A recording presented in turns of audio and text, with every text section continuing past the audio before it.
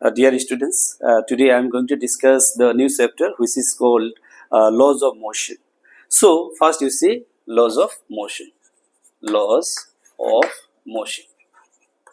Laws of motion. So basically in this chapter I am going to discuss about the Newton's law of motion. So I think you have idea about the Newton's law of motion. So before you start the Newton's law of motion, you must know about the inertia. So what is the function of inertia? What is the meaning of inertia? What are the types of inertia? So how inertia will affect the human? How inertia affect motion body? How inertia will affect with rigid or rest body? Suppose you remember inertia. Inertia means basically it is the property of the object. Suppose if we consider this is a bus, one bus is here. So bus is at rest position. One passenger inside the bus. One passenger is sitting inside the bus. At this moment, we can say this bus is at rest position. So passenger is sitting inside. So when bus is rest, with respect to bus, the passenger also is at rest position. So this is the property of the passenger to regains to its original position. That means it will remain same position. That is why this is the tendency of the passenger. Suppose when bus is going into forward direction, at the same time suddenly bus brakes, so what will happen? The direction of the passenger will move forward direction. So this is a tendency of motion. So basically you remember inertia. When you are talking about the inertia basically it is represent the tendency of the body at rest or motion. Now first you see what is called force. Force basically it is an external agency by which we can push or pull of an object. Suppose this is a kind of object. I consider this is a kind of object.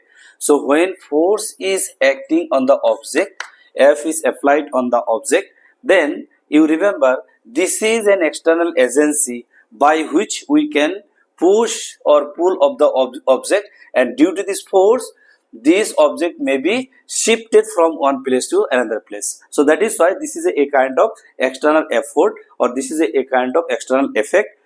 So this is a force. So now I think you have idea about the force. Force basically expressed in terms of Newton. In SI unit, force expressed in terms of Newton. That means F. SI unit will be Newton. SI unit Newton. So Newton basically represented by N, and now Newton, and it is expressed in capital N. So Celsius unit of force will be dyne. It will be dyne. So Newton is the unit of force, bigger unit, SI unit, and Celsius unit of force will be dyne. So you have idea about the force. Force means a kind of external agency by which we can push or pull of an object. Now basically there are two types of forces we are getting. Number one, you can see normal force and rotational force.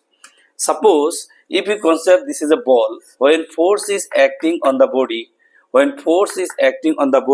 and due to the force, and the body is a circular motion, so this is a kind of radius is there, so torque will induce. Torque is equal to R cross F.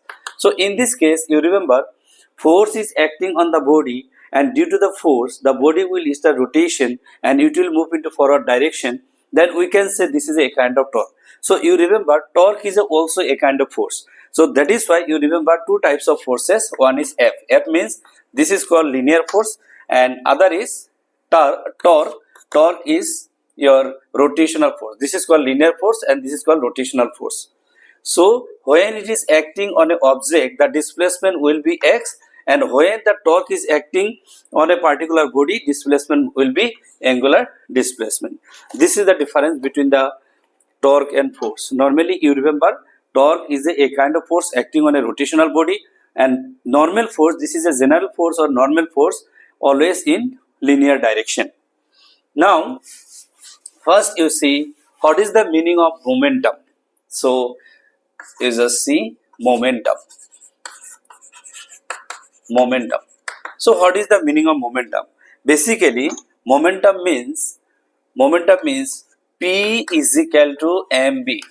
That means when an object is moving with velocity. Suppose this is a kind of object having mass m is moving with velocity due to the force. It is moving with velocity b. In this case, we can say momentum will be p is equal to mb. Now you remember here p means momentum, m means mass, and here b means velocity. So basically, momentum expressed in terms of kg meter per second, and mass it is expressed into kg, and here velocity meter per second. So momentum can be expressed in terms of kg meter per second, and this is a kind of formula, p is equal to mb. So p is equal to mb. P means momentum, m means mass, and b means velocity. So this is called linear momentum. So one more thing, what is the meaning of angular momentum? So angular momentum, you can see angular momentum.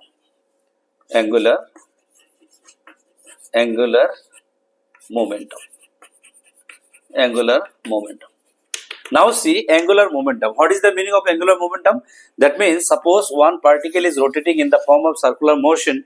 So with respect to the center there is an angle. This angle it is called angular momentum, and it is moving in the form of circular motion. That is why the final formula you will get r cross p. Radius of the motion, radius of the particles who is traveling in the circular motion. This is represented by r, and the particle is moving with linear momentum p. So in this case we can say angular momentum L is equal to r cross p. So that is why this can be written as rp. So here you remember cross sign is there. So that is why we have to use one symbol which is called sin theta. So L is equal to rp sin theta. So r means radius or distance, p means linear momentum, and sin theta. So in this case you can see this is called angular momentum. So angular momentum can be expressed as maximum angular momentum. You can see L is equal to rp maximum. So r means basically it is meter, and momentum means kg meter per second. So ultimately we can express kg meter square per second. So angular momentum, the unit of angular momentum will be kg meter square per second. So what is the dimension? What is the dimension of angular momentum? So it is very important. Sometime it is given in entrance exam, that means CEE exam. So what is the dimension of angular momentum? So dimension of angular momentum, basically it is represented by MLT, fundamental quantity you have to use. Here L is equal to, already you know, L is equal to r cross p. Already I have given this one. So L is equal to r means here, p means mb. So maximum angular momentum it will be r is equal to mbr. So you can see r means distance means L, mass it will be m, and velocity means meter per second. So ultimately the dimension will be ml square t to the power minus 1. So ml square t to the power minus will be the angular momentum of the particles. So you remember, this is very important. That means you have to find the dimension of angular momentum. So this is the process. In the previous class already I have discussed about the dimensions. You just remember all the rules and regulations for that. Now you see, first Newton's first law. Number 1, laws of motion. We are discussing about the laws of motion.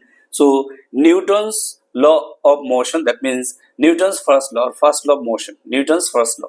Now first law. So what is the meaning of first law? First law means it is basically related to the inertia.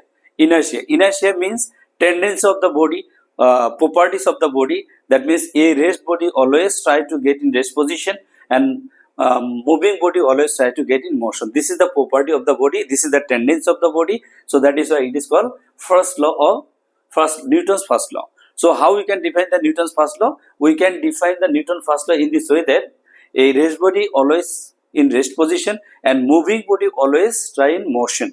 without applying any external force. Now see Newton's second law. Newton's second law. Number 2, Newton's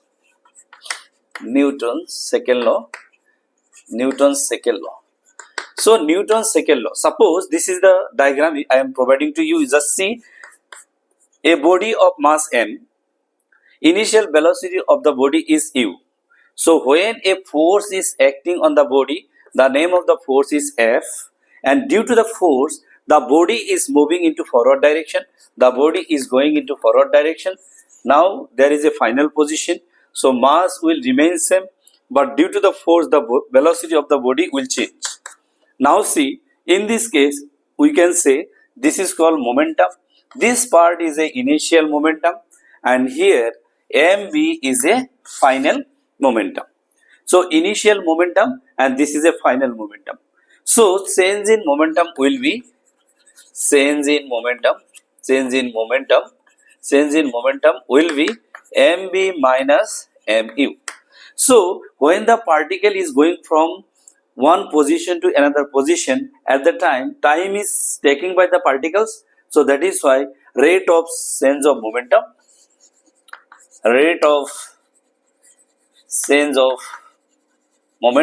So it will be rate of change of momentum means rate of change of momentum is equal to mv minus mu divided by t.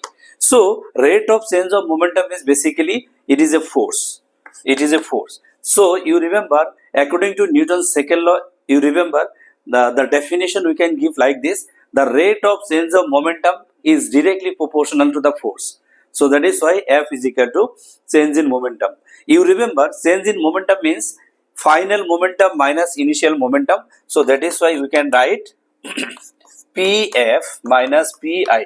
Here you can see Pf, final momentum, and here Pi, that means initial momentum divided by time. So this is called rate of change of momentum. So in short, this formula we can write F is equal to dp by dt. This is called rate of change of momentum. So here you remember, P is a momentum, F is a force. So from the given relation, we can also derive the relation between force, mass and acceleration. So here you can see F. So we can write d by dt.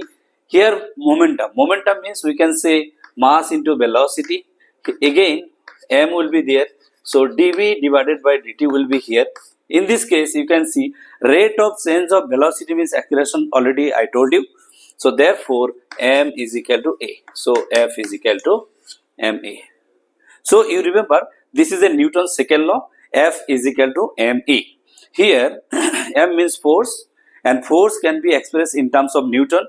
M means mass can be expressed in terms of kg, and acceleration expressed in terms of meter per second square. So that is why F is equal to ma. Now see, this is a kind of force. This force can be explained. This force can be expressed in terms of components also. So when we are going to discuss about the component forces, then you remember, this is a normal formula. That means F is equal to ma.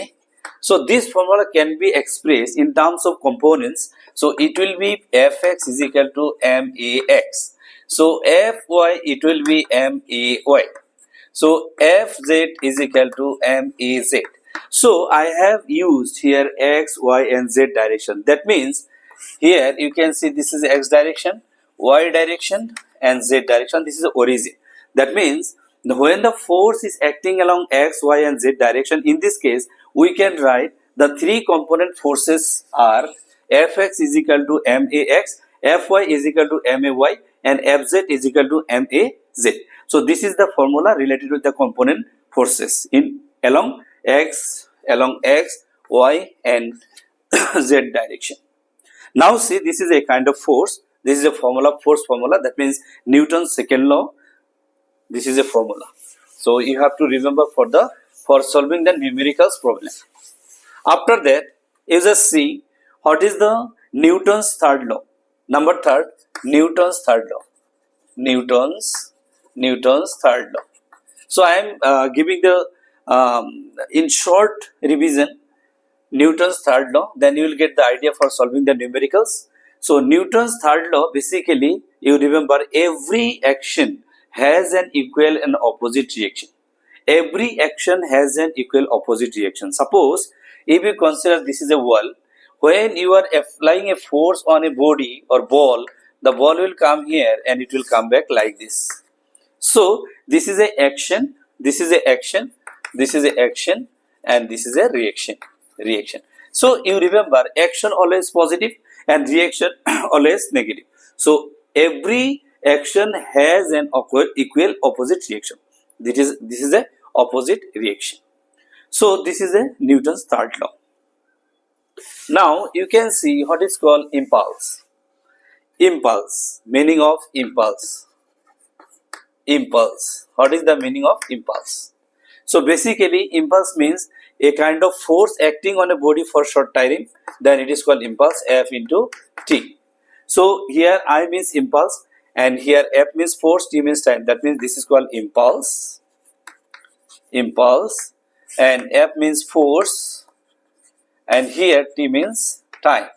So impulse is equal to Newton second. Newton second is the SI unit of impulse. So impulse can be expressed in terms of force into time, and this force into time it is given Newton and second. So here sometimes this impulse also related with momentum. So I think you have idea about the conservation of momentum. So conservation of momentum means when the total momentum will remain same of an isolated system, then it is called conservation of momentum. So first you see conservation of momentum. Conservation of momentum. Conservation of momentum. You can see conservation of momentum. When we are talking about the conservation of momentum, it represent the total momentum remains constant. So already I have given one formula, that means F is equal to ma. So from here a means acceleration. Acceleration means rate of change of velocity we can write. So here d by dt, in this case mb we can write. So here d by dt, mb means a kind of momentum p. So here dp by dt like this. So you remember this is an external force. When the force is not acting on an object, then when no force is acting on an object, then F is equal to 0. Therefore 0 is equal to dp by dt we can write. So dp is equal to 0. So on integrating it will be constant. So p is equal to constant. So in this case you remember this is a conservation of momentum. So as a whole we can write p1 plus p2 plus p3 plus p4 dot is equal to constant. So this is a kind of conservation of momentum. Similarly, in case of angular momentum we can also write, L1 plus L2 plus L3 is equal to constant. That means L is equal to constant. So in this case this is called conservation of angular. This is called conservation of angular momentum. Now see, this angular momentum, it is basically represented by capital L, and the linear momentum it is represented by P. So now you can see impulse formula. I told you that how impulse is related with the momentum. So normally, so you can write relation between, this is the relation between impulse and momentum, or sometime it may be given impulse is equal to change in momentum. So normally I is equal to force into time, it is given. So in this case we can write F is equal to mat. So normally you know equation of motion, B is equal to E plus AT. So B minus E is equal to AT. So instead of AT we can put here B minus E. So this is a kind of momentum, and this momentum we can write PF, and this is PI. So sometime we can also say the impulse is equal to the change in momentum. That means I is equal to Pf minus Pi. Here you remember Pf means final momentum and Pi means initial momentum. So this is represent final momentum and this is represent initial momentum.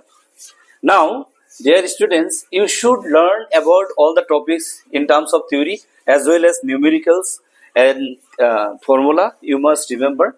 So that is why you have to write all the formula from the beginning and you have to write in one page and you just memorize and by head it. Now see, uh, conservation of momentum already I have discussed. Angular momentum also I have discussed. Now you can see Newton's third law, that means action reaction is same. So in this case I can consider recoil velocity. So what is the meaning of recoil velocity? This part is very important for you. Topic is recoil velocity. So recoil velocity basically it is related with the defense person. Okay. So recoil velocity, what is the meaning of recoil velocity? That means opposite velocity. Suppose if you consider this is a kind of gun. This is a kind of gun. So this is a kind of pistol I consider. So the mass of the pistol is capital M and velocity of the pistol is capital V. And one bullet, suppose bullet is going into forward direction with velocity V and mass of the bullet, I consider this is a bullet. So mass of the bullet is small m. So according to conservation of momentum, you remember, according to conservation of momentum, so mass of gun plus mass of bullet and velocity is equal to constant. It will be constant. That means this part we can write mv is equal to minus mb. So in this case we can write v is equal to minus mb divided by m. So dear students, you have to remember this is a kind of recoil velocity. Meaning of recoil velocity means opposite velocity. That means when a soldier firing forward direction, at the same time the bullet will emerge from the gun with high speed. At the same time there is a opposite force will be acting by the bullet towards the gun into opposite direction. So that is why this is called recoil velocity. That means when the bullet is coming out, at the same time the direction of the gun will opposite direction. That means bullet is going forward direction and gun will move backward direction. So this backward direction velocity is called recoil velocity of the gun. Okay. Now see, here V is a recoil velocity. You remember V means recoil velocity. Recoil velocity. And here M means mass of gun. And here small m means mass of bullet and V means mass of capital M mass of gun, small m mass of bullet and small v velocity of bullet and capital V recoil velocity of the gun. So this is the idea about the recoil velocity. Again one more topic is there which is called when two object. Suppose when two object, if you consider two object, one is m1 and other is m2, these two object is moving forward direction. So when both the object is moving forward direction, at that time after collision both the bodies combine together and moving together along same direction. So in this case we can consider initial velocity of the body m1 will be u1 and final velocity here you can see this one. So here common velocity v. So here mass m1 and here mass m2. So according to conservation of momentum we can write. So here you can see linear momentum plus linear momentum is equal to this is a final momentum. So according to conservation of momentum m1 u1 plus m2 u2 is equal to, we can write m1 plus m2 into v. So here v is equal to m1 e1 plus m2 u2 divided by m1 plus m2. So this is a kind of common velocity. So this is the expression for common velocity. So common velocity.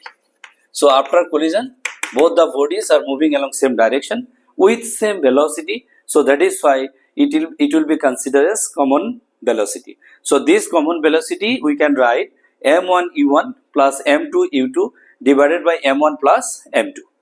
So this is the expression for common velocity.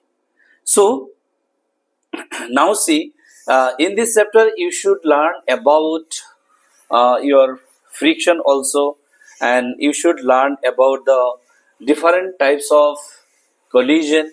So there are mainly two types of collision, you remember, elastic collision and non-elastic collision.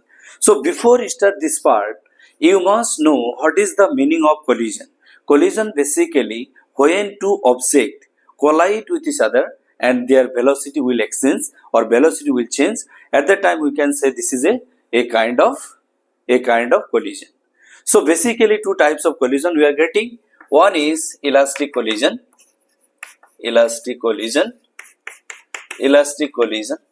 and other is inelastic or non-elastic collision. Non-elastic collision. Inelastic collision or non-elastic collision. So in case of inelastic collision, you remember what is the difference between these two collisions. So I will draw one diagram. You can see here, this is a kind of diagram. So both are moving into forward directions. So now see here m1 object, here m2 object, and here m1 object, m2 object collide with each other. Both the object is moving forward direction after collision. It is like this, it is moving in this way. So mass m1, mass m2, and here initial velocity u1, final velocity u2, here v1 and v2. So how we can remember this one? That means what is the formula for that? Elastic collision and inelastic collision. So in your entrance exam may be given like this: which of the following diagram represent elastic collision and non-elastic collision? So here you see from the given diagram we can justify which one elastic collision and which one non-elastic collision, that can be identified. Suppose this is two diagram, that means two objects moving along same direction with different velocities u1 and u2, having masses m1 and m2. Both the bodies are moving along same direction. So after certain distance traveled by them, collision start, and due to the collision, one body is going into forward direction, another also going forward direction, but with different velocities. So their velocity will be the mass, the body having mass m1 will get velocity v1 and m2 body will get velocity v2. Now you see, according to conservation of momentum, we are writing here m1 e1 plus m2 u2, and here m1 v1 plus m2 v2. So now here what is the kinetic energy? According to conservation of kinetic energy, we can write half m1 e1 square plus m2 u2 square, and here we can say m1 v1 square plus half m2 v2 square. So conservation, momentum, conservation of energy. So from these two relations you can easily identify the difference between the elastic collision and inelastic collision.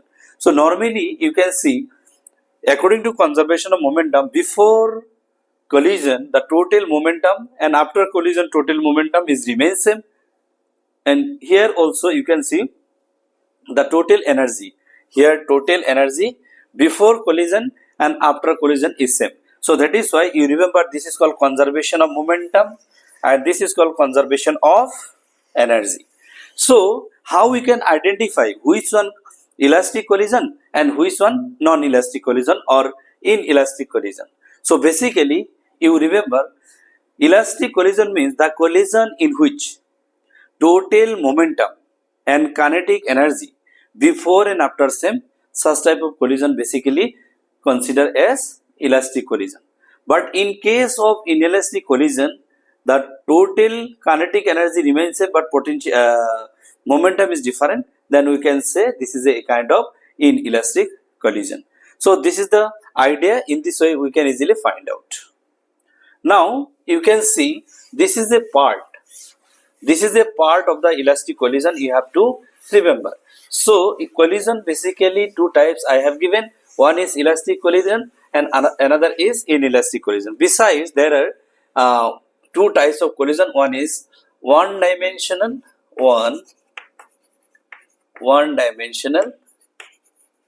elastic collision, one dimensional elastic collision, and other is two-dimensional elastic collision. Other is two-dimensional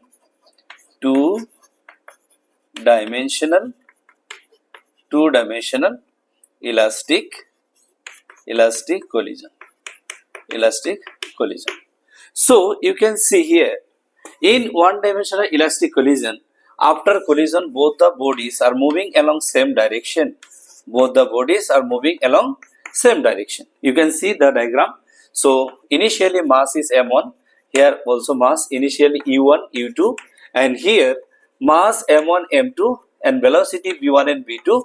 So in this case you can see after collision both the bodies are moving along same direction. So that is why it is called one-dimensional elastic collision. But in case of two-dimensional elastic collision, you remember when the two objects, there are two objects if you consider like this, one is moving, strike with others. So after striking, you can see the one body will move into forward direction and other body will move into other direction. So if you consider m1, here m2, so m1 body is moving with velocity v1 and m2 body is moving with velocity v2. So here initial velocity u1 and u2 is equal to 0. So now see, the body m1 is moving with velocity v1 and makes an angle phi 1, here also phi 2. So here you can see from the both the diagrams you can easily identify one-dimensional elastic collision and two-dimensional elastic collision. In case of one-dimensional elastic collision, you remember when two bodies collide and after collision both the bodies are moving along same direction, then we can say it is called one-dimensional elastic. One dimension means only one direction. But here you can see two-dimensional. Two-dimensional means two direction. One is going this direction, another is going this direction. That means it is inclined upward direction, and that this part is a inclined downward direction. So this is the idea about the one-dimensional elastic collision and two-dimensional elastic collision. So you just remember, this is the chapter summary. So now next I am going to discuss about the numericals problem. Thank you.